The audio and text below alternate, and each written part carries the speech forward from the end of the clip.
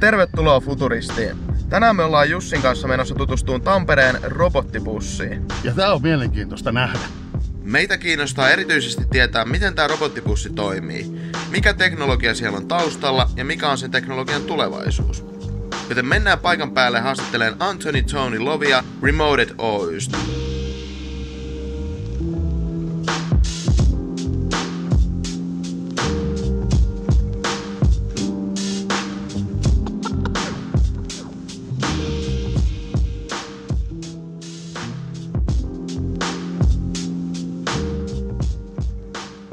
People seem really curious about the bus.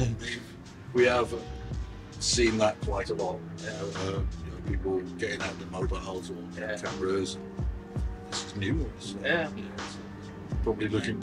There's nobody driving that. There's something there.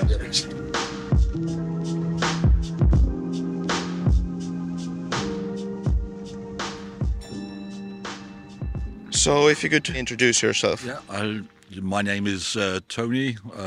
I work with my colleague Pekka, and we drive the Easy Mile shuttle between Lintuhuti and Tervantajärvi. Can you tell a little bit about the robot bus? What's the technology behind it? How does it work? The technology is GPS based. It finds all this, a bit like your GPS in the car, where like Google Maps, you put in, it finds itself. It'll then use all the satellites to localize itself and keep itself on a predefined route. It has 4 lidars.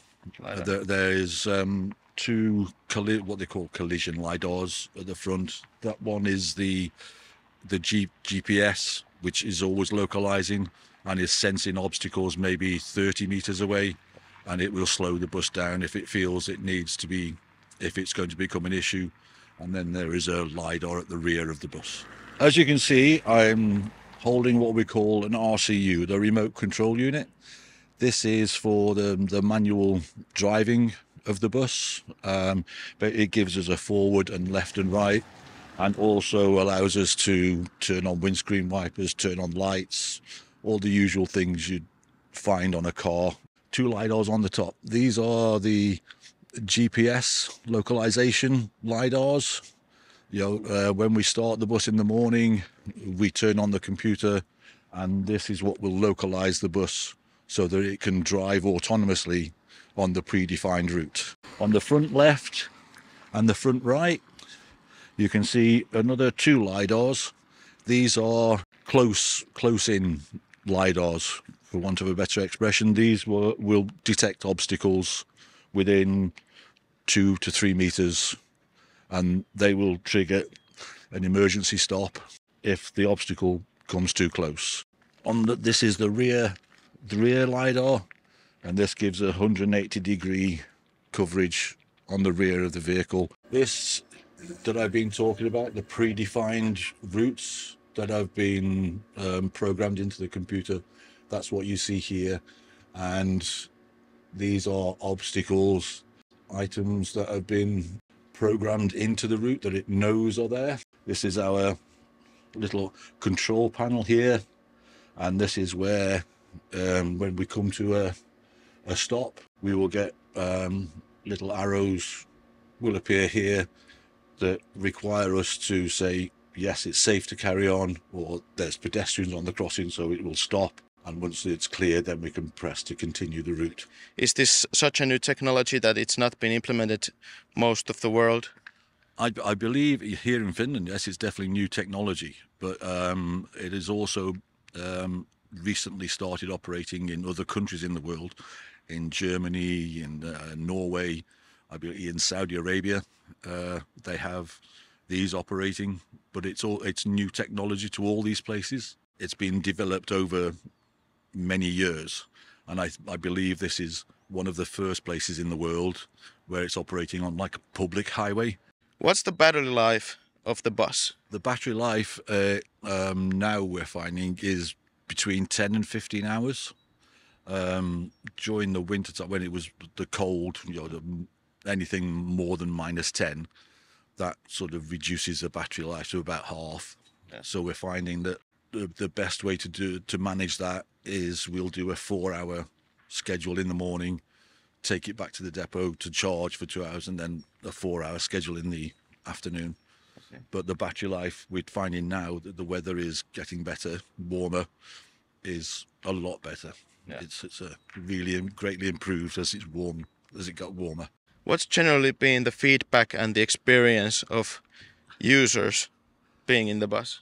All the passengers I've encountered, and I'm sure my colleague Pekka says the same, that they all are very interested in the technology on the bus, and they enjoy the experience of the ride between here and Lintahuti.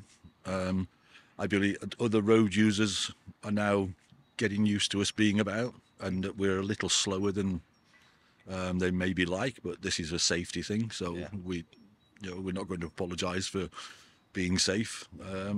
But yeah, every passenger I've encountered has really enjoyed the experience. How many passengers can fit in this bus? The manufacturer says up to 9, but we're regulated here as 6. How do you see this technology advancing? Do you see this becoming like a regular thing? I really think so. I think this is the future, I think. And I'm really happy to be a part of it here from the start here in Finland, and to be a part of making it a success. Yeah. But I can see it expanding. I know that the company is talking of more routes in other places in Finland in the future. I think with all modern technology, you're always going to be learning. There's always going to be, it'll surprise you every day. It's something this modern technology's not done before. Yeah. New frontier. New frontier. Exactly. How about this specific experiment? Do you see this expanding? No, I think because now we're seeing how successful this has been so far, through the winter, which is like the hardest time that we feel for operations. I can only see it sort of moving on quicker rather than slower, and seeing more buses running around here in Tampere and Hervanta. Yeah. Thank you very much for the interview. No problem. Happy to be so. Eli tällaisia ajatuksia tällä kertaa. Pistäkää kommentteihin, mitä mieltä olette tuosta robottibussista, ja että tuleeko tämä teknologia yleistyy jatkossa enemmänkin. Mutta ei kai siinä. Nähdään taas pian seuraavan kerran Futuristissa. Se on moro.